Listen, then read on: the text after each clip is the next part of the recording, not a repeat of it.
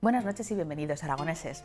Esta noche vamos a hablar de esos temas que nos preocupan a todos: la situación económica actual, la salud de nuestros bancos y las perspectivas de futuro para nuestra economía. Y para ello ya nos acompaña Vicente Salas, que es catedrático de Organización de Empresas y desde el pasado viernes ex consejero del Banco de España. Muchas gracias por acompañarnos. Gracias a ustedes por invitarme. Si le parece, vamos a repasar brevemente su biografía, porque usted nació en la localidad ostense de Albelda, estudió, se licenció en Ciencias Económicas y Empresariales en la Escuela Superior de Administración y Dirección de Empresas y después estudió y llegó a profesor asociado en la Universidad de Purdue, en Estados Unidos. ¿Cómo acabó allí?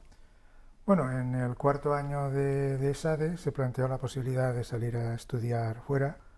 Era el año 1973. Tenía 21 años y, bueno, el director de la escuela me animó, yo me animé y hice el máster en Purdue y luego continué el doctorado. De hecho, terminé el máster y el doctorado en Estados Unidos antes que la licenciatura en ESADE. La licenciatura la terminé cuando volví a España en el año 76.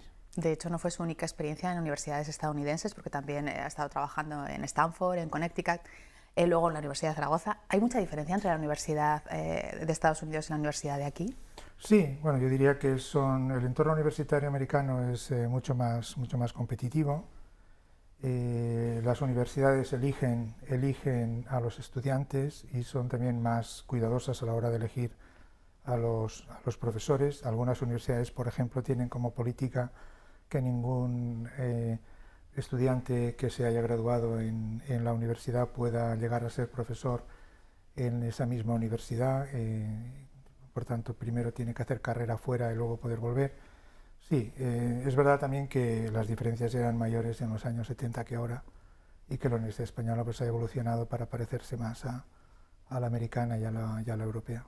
Bueno, actualmente es catedrático de Organización de Empresas en la Universidad de Zaragoza, como comentábamos al principio, pero precisamente no son buenos tiempos para la universidad aquí en España. ¿Cómo se lleva desde dentro? Bueno, pues aceptando que es un tiempo de sacrificios. Hoy hemos estado hablando precisamente del plan de ordenación docente para el próximo año y que quizá tengamos que dar alguna hora más.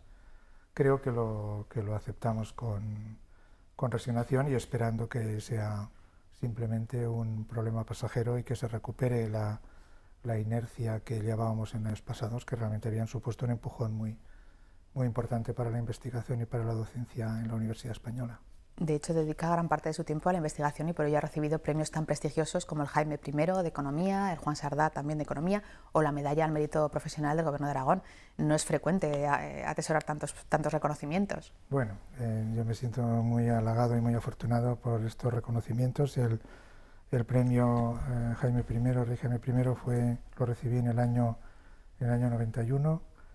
Luego la Medalla al Mérito de Mérito Profesional del Gobierno de Aragón a mediados de los 90, y bueno, quizá ya recibí estos premios hace unos cuantos años, ya esperaría alguno más.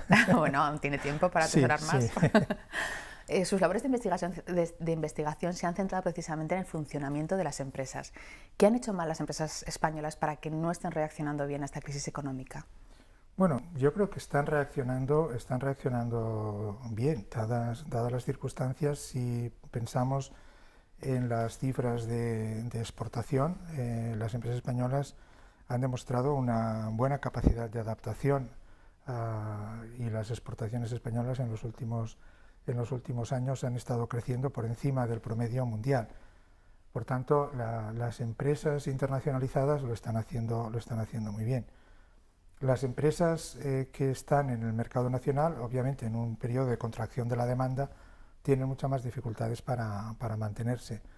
Pero si pensamos que los problemas de la economía española quedan reflejados en las cifras de desempleo, hemos de entender que una parte importante de la pérdida de puestos de trabajo se ha producido en el sector de la construcción, en el sector inmobiliario, mientras que en el resto de sectores la pérdida de puestos de trabajo ha sido notablemente menor.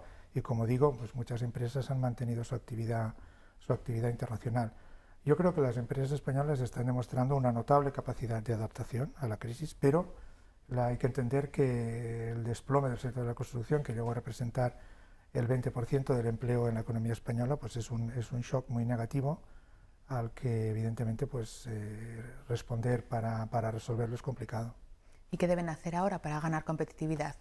Bueno, yo creo que hay que mantener la línea que se ha emprendido de internacionalización, de innovación, y yo creo que, digamos, de una forma más estructural, creo que la empresa española tiene que ganar dimensión.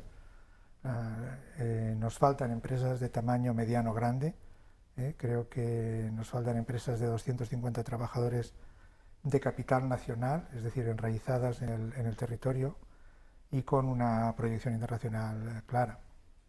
Y es la pregunta de por qué no tenemos más empresas de tamaño medio, pues es una pregunta que quizá no hemos sabido responder claramente, pero creo que es un tema en parte cultural. Es decir, las empresas tienen que aprender a colaborar, a ceder poder, unos accionistas o unos propietarios con respecto a otros, a agruparse, a aliarse, a formar alianzas y a fusionarse en algunos momentos. ¿Y eso lo están haciendo ya? Bueno, la fuerza está obligando a una concentración en muchos sectores, pero creo que todavía falta. ¿Y la situación de las empresas aragonesas difiere de esa radiografía que está haciendo a nivel nacional? Yo diría que en general el patrón de tamaños y actividades de las empresas aragonesas es muy parecido al del conjunto de las empresas españolas. Algunos expertos, sobre todo desde Alemania, ya pronostican que para hacer frente a esta situación España tendría que devaluar, digamos, su economía alrededor de un 20%, que es lo que tuvieron que hacer ellos para hacer frente a su anterior crisis. ¿Cómo se puede devaluar esa economía, ya que no podemos devaluar la moneda, que es lo que se hacía antiguamente en la crisis del 92-93? Bueno, están pensando en reducir los costes de producir en España y fundamentalmente los costes laborales. Para reducir los costes laborales, pues una solución es reducir salarios y lo otro es aumentar la productividad. Desgraciadamente la productividad está aumentando y los costes disminuyen, pero es porque se pierden muchos puestos de trabajo. Yo creo que en España lo que tenemos que hacer es ajustar los salarios para aumentar el empleo. Creo que no es un tema estrictamente de costes, sino de que el nivel de desempleo requiere un ajuste todavía en los salarios y probablemente también un ajuste en los precios. ¿Y qué opina de las medidas que se han tomado desde el Gobierno central? Por ejemplo, esa reforma laboral, ¿está consiguiendo realmente un efecto en mejorar esa situación económica? ¿O se verá a largo plazo, como dicen desde el Gobierno? Bueno, el argumento que se dio para justificar la reforma es que la reforma preparaba a la economía española para la recuperación. Esa recuperación no ha llegado y por tanto no sabemos de la capacidad de la reforma para ayudar a que la recuperación sea más rápida. Por tanto, desde ese punto de vista creo que no se puede juzgar. A mí personalmente me parece bien que se dé más margen de maniobra a las empresas para que se ajuste las relaciones laborales de una manera más flexible y que haya más capacidad de responder a las circunstancias del entorno. Quizá la reforma ha trasladado un poder hacia los empresarios para, digamos, reordenar la empresa en la dirección que a ellos les pueda resultar más interesante y ha supuesto una pérdida de poder para los trabajadores. Quizá el que la reforma se hubiera podido acompañar con unas mayores exigencias de transparencia para que los empresarios se comprometieran de alguna manera a compartir más información con los trabajadores sobre la estrategia o sobre el funcionamiento de la empresa, me parece que esto equilibraría más las fuerzas y reduciría la desconfianza de los trabajadores sobre un hipotético abuso de poder que puedan hacer los trabajadores dentro de una nueva reforma laboral, ¿no? En el caso también del Gobierno central de España, cada vez tiene que pagar más intereses por financiar todos los servicios públicos, tenemos una deuda elevada, esa prima de riesgo de la que antes nadie había hablar y ahora está en todas las comidillas. ¿En qué medida o hasta qué punto podemos mantener este nivel de endeudamiento y estos intereses que se pagan por ese endeudamiento? Bueno, en estos momentos la prima de riesgo está marcando un coste en la financiación a 10 años. Hay muy poca emisión de deuda a 10 años que se esté haciendo en los últimos años. Por tanto, en el montante total de coste financiero, la prima de riesgo en estos momentos tiene una repercusión menor. Obviamente, si esto continúa durante mucho tiempo al final se repercutirá. Yo creo que en estos momentos el volumen de coste de la deuda está más condicionado por el incremento de la deuda que no por el incremento de los tipos de interés, porque a pesar de que el diferencial está subiendo, Alemania en estos momentos tiene unos tipos de interés muy bajos. Por tanto, aunque tengamos ese diferencial, en términos absolutos los tipos de interés son moderados, por decirlo de alguna manera. Es verdad también que en una unión monetaria o económica, si un país se financia a unos costes muy bajos en comparación con otro, la situación no es sostenible, ¿no? Y por tanto las diferencias de tipos de interés entre países importan. Pero también a nivel absoluto yo creo que en estos momentos los costes de la financiación están más condicionados al volumen de deuda que a las primas que estamos viendo. En cualquier caso, cada vez que se saca el tema de la prima de riesgo, también se vuelve a preguntar, nos vamos a preguntar esa necesidad o no de un posible rescate de Europa a España. ¿Eso lo ve viable? ¿No? Bueno, el concepto de rescate es casi sinónimo de intervención, ¿no? De que hay quien dice que ya estamos intervenidos. Bueno, quiere decir que nos dictan tanto las normas que tenemos que seguir que nos dejan poco margen de maniobra. Bueno, quizá hay otra manera de explicarlo, ¿no? Y sería reconocer que el problema de España forma parte de un problema que tiene Europa y que si el problema es de todos, es lógico que también en la solución participen todos. Por tanto, yo querría pensar que en estos momentos las soluciones son coordinadas y que por tanto la solución para España se coordina con el resto de países, cosa que sería razonable si el problema es de todos, ¿no? Que la solución también se busque entre todos. Evidentemente eso significa ceder en algunas cosas a las peticiones de los demás, ¿no? Pero esto es parte de la lógica de la solución. En cualquier caso, económicamente parece que se están creando una superpotencia que es Alemania y un montón de estados que van un poco pues, a seguir lo que dicen. La solución, como decía Montoro, es crear una Europa más fuerte, más cohesionada. Al final, cada uno irá un poco por su cuenta. No, bueno, yo creo que evidentemente lo que hemos aprendido es que si queremos que Europa exista, tiene que haber más unión, ¿no? Pero en estos momentos, para los países que tienen una situación saneada, en estos momentos más unión significa que ellos soporten parte de los costes que estamos teniendo los países de la periferia y evidentemente se resisten, ¿no? Y por eso Alemania dice, sí, vamos a crear estos mecanismos de solidaridad, pero cuando ya tengamos una disciplina presupuestaria claramente asentada en todos los países.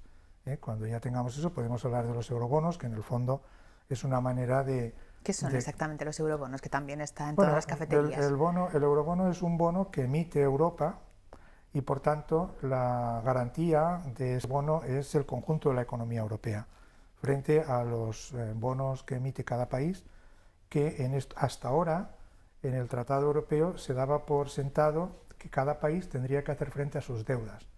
O sea, lo que se llama en inglés el bailout, o si se quiere, el que un país acuda en ayuda de otro para pagar la deuda, esto no está contemplado en el tratado. Por tanto, en estos momentos no existen mecanismos para solidarizar o socializar las pérdidas en Europa. Por tanto, estos mecanismos de compartir las deudas se tienen que crear. Y Alemania lo que está diciendo es que Alemania y otros países que para crear estos mecanismos de socialización de deuda o de pérdidas antes hay que asegurar una estabilidad presupuestaria en los distintos países. Vamos a hablar de otra de las facetas de su trayectoria. El pasado viernes dejó de ser consejero ejecutivo del Banco de España, si no me equivoco, llevaba desde 2006, ¿puede ser?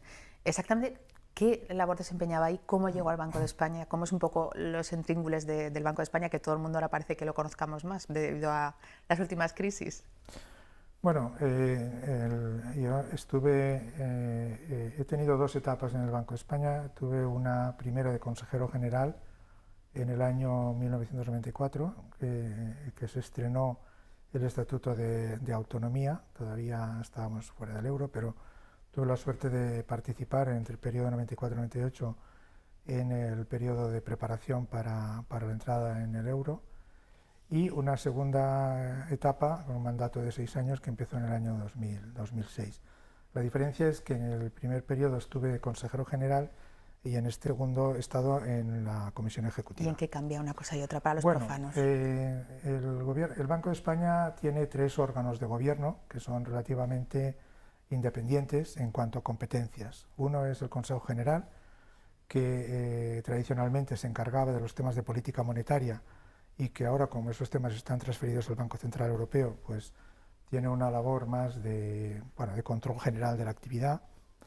La comisión ejecutiva, que está formada por el gobernador, el subgobernador y 2 consejeros externos, que son también miembros del Consejo General y que tiene responsabilidades en todos los temas que tienen que ver con la gestión interna del banco y también con los temas de supervisión bancaria. Y luego están las competencias del gobernador, que también tienen, digamos, su parcela de competencias propias. Es decir, son 3 órganos que no están jerarquizados, es decir, el Consejo de Gobierno no está por encima de la Comisión Ejecutiva ni tampoco por encima del gobernador, cada una actúan en tres ámbitos distintos. Como digo, la Comisión Ejecutiva tiene unas responsabilidades más de día a día y en estos años pues he tenido encima de la mesa todos los temas relacionados con la reconversión del sector bancario. Se reúne con normalidad una vez a la semana y el Consejo de Gobierno pues se reúne una vez al mes. Y bueno, yo llegué allí fundamentalmente porque el actual gobernador pensó que podía serle de utilidad para ayudarle. Yo en aquel momento tenía un contrato de investigación con el Banco de España, estaba colaborando con ellos en temas de regulación y pensó que ese conocimiento podía ser útil para la Comisión Ejecutiva y el ministro Solbes pues me nombró para el cargo. Qué duda cabe que últimamente precisamente las actuaciones del Banco de España están en entredicho precisamente a causa de la crisis de Bankia. No sé si puede o no valorarlo mucho, pero ¿cree que se actuó correctamente en esta crisis? ¿Hubo una supervisión certera y fiel a lo que se estaba presentando allí? Bueno, el juzgar si se ha hecho bien o se ha hecho mal, creo que se tiene que hacer desde fuera, ¿no? Un actor directo no puede autojuzgarse. Bueno, yo como consejero externo he tenido la sensación de que los profesionales del banco han trabajado con profesionalidad, con independencia y con rigor, y sin ninguna, hasta donde yo he podido ver, sin ninguna intencionalidad. Es verdad también, y creo que es legítimo decirlo, que en estos momentos pues, el sector bancario todavía está en un proceso de ajuste que llevamos pues 4 años y que no hemos conseguido una estabilidad y por tanto desde ese punto de vista puede pensarse de que no se han hecho del todo las cosas bien. Yo respeto las opiniones, pero lo único que puedo afirmar por haber visto trabajar a la gente y por lo que ha sido el día a día de mi relación con el banco, que se ha actuado con honestidad, con profesionalidad y con independencia. También creo que para juzgar la situación de la banca en España en estos momentos hay que entender cuál ha sido la evolución de las condiciones macroeconómicas. En el año 2010, que en el segundo semestre del 2010, que la economía española empezó a repuntar, la perspectiva de solución para la crisis bancaria era mucho más optimista que ahora, ¿no? En cambio, a partir de la segunda recesión del segundo semestre del año 2011, las complicaciones aparecieron de forma más agravada, ¿no? Porque todavía no se había consolidado la reforma que se había hecho con un escenario de bajo crecimiento, pero crecimiento positivo para la economía española, y cuando eso se estaba empezando a recomponer, pues llega una segunda recesión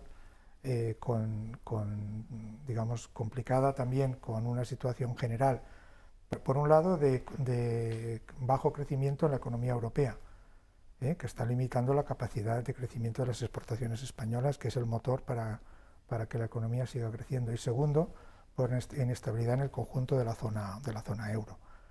Por tanto, en estos momentos creo que la valoración de la situación de la banca española hay que hacerla también incorporando los elementos que provienen de fuera, es decir, que provienen de la situación general de la economía. Y no quiero con ello justificar el trabajo del banco o de los propios profesionales del sector, pero simplemente creo que hay que tenerlo en cuenta. En cualquier caso, Bankia nace de una fusión de cajas de ahorro. Parece que la tendencia de esa reforma del sistema financiero es a que vayan desapareciendo las cajas de ahorros, que se hagan bancos más fuertes. Sin embargo, casos como el de Bankia no ponen en entredicho esa política de que a lo mejor las cajas de ahorro, había cajas de ahorro que funcionaban muy bien, que se les ha obligado a fusionarse y el resultado no ha sido el debido o el esperado. Bueno, yo no diría, o por lo menos yo no tengo constancia de que a las entidades se les haya obligado a fusionarse.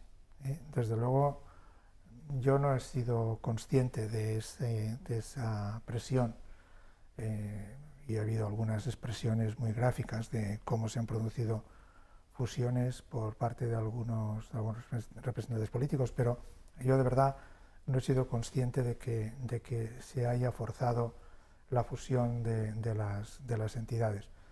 ¿Qué hubiera pasado si la fusión de Bankia con Bancaja no se hubiera producido y se hubieran producido otras fusiones? Bueno, pues estamos en un contexto difícil de responder.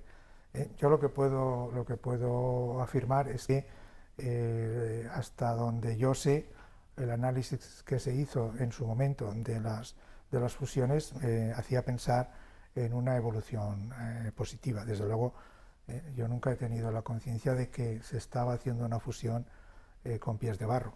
Bueno, a posteriori quizá es verdad que se han mostrado algunas debilidades, pero vuelvo a repetir, son unas debilidades que en parte también han estado condicionadas por una evolución macroeconómica que ha sido muy diferente de la que servía de escenario en el momento en el que se aprobaron determinadas fusiones. Con respecto a las cajas de ahorro, yo creo que es importante aclarar que lo que se ha producido no es una bancarización de las cajas de ahorros en un sentido estricto. Sí que es verdad que las cajas de ahorro han traspasado su negocio financiero a un banco. Desde ese punto de vista la actividad financiera la realizan como una sociedad anónima. Pero la propiedad de las acciones en muchos casos sigue en manos de las antiguas cajas. Por tanto, en estos momentos no hay ninguna razón para que desde el punto de vista de lo que es la actividad bancaria comercial, las cajas sigan funcionando como cajas. Esto ya es una decisión de las antiguas cajas, por decirlo de alguna manera, o de los accionistas, que fundamentalmente son las antiguas cajas. Por tanto, yo creo que la reestructuración del sector en lo que se refiere a las cajas de ahorro, pues sigue existiendo la Caixa, está por supuesto la caja que surge de la fusión en la que participan las cajas aragonesas, existe Unicaja, sigue existiendo el grupo liderado por Caja Murcia, siguen existiendo las cajas vascas, es decir, en estos momentos hay en España 5 o 6 grupos bancarios alrededor de cajas que no tienen por qué perder, digamos, el sentido de caja a la hora de relacionarse con el cliente. Por tanto, desde ese punto de vista no se ha, digamos, cortado la posibilidad de que sigan existiendo cajas. Yo espero que las cajas sigan jugando un papel importante en el sector bancario español en el futuro. ¿Y qué opina de esa fusión que se anunció la semana pasada entre Ibercaja, Caja 3, el grupo en el que integra Caja Inmaculada, junto al Iberbank? ¿Qué opina de esa fusión? Que se han manejado varias opciones, se habló de UNIM, ahora finalmente han anunciado esta. Bueno, obviamente esta es una fusión que en mi opinión se hace desde una posición de solidez o de solvencia de las entidades. Es decir, no hay una presión de condiciones de insolvencia que fuercen una operación de este tipo. Yo quiero pensar que lo que ha dominado esta fusión, la última que conocemos, ha estado dominada por las estrategias de las entidades. Entonces, claro, si eso es así, pues hay que pensar que los equipos de dirección de las cajas han pensado que es buena desde el punto de vista comercial.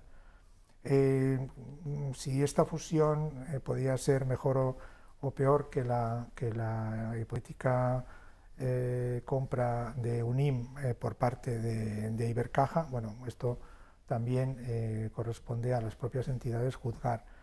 Yo creo que hay una diferencia importante, ¿no? En el caso de UNIM era una caja que se pone en venta, porque era una caja intervenida por el FROB, y desde ese punto de vista la caja no tiene ninguna posibilidad de influir. Por tanto, pues Ibercaja, si hubiera sido la ganadora, hubiera tomado control, y en ese sentido pues hubiera continuado una entidad única, que hubiera sido Ibercaja, con los activos del grupo UNIM. Ahora es una fusión entre iguales, y por tanto, obviamente, en una fusión entre más iguales, pues el reparto de poder tiene que ser un reparto que evite pues el dominio de unos sobre otros, ¿no? Y eso puede significar pues más complicaciones en la gestión. Pero bueno, yo creo que el hecho de que la fusión es entre cajas que tienen una posición muy sólida en sus mercados regionales, pues crea un grupo muy potente, ¿no? Y en ese sentido, pues eso también tiene ventajas frente pues a estar en un mercado como el mercado catalán, que sin duda es un mercado mucho más competitivo. Bueno, se ha acabado ya nuestro tiempo, me queda espacio para una última pregunta. En confianza, a los telespectadores que nos están viendo, les diría que sigan confiando en dejar su dinero en los bancos españoles. Por supuesto. Sin lugar a dudas. Sin lugar a dudas. Bueno, pues con ese mensaje de confianza nos vamos. Muchísimas gracias por habernos acompañado. Muchas gracias a ustedes por la invitación, ha sido un placer. Igualmente. Y yo a ustedes les espero aquí la próxima semana con otra entrevista en profundidad. Buenas noches.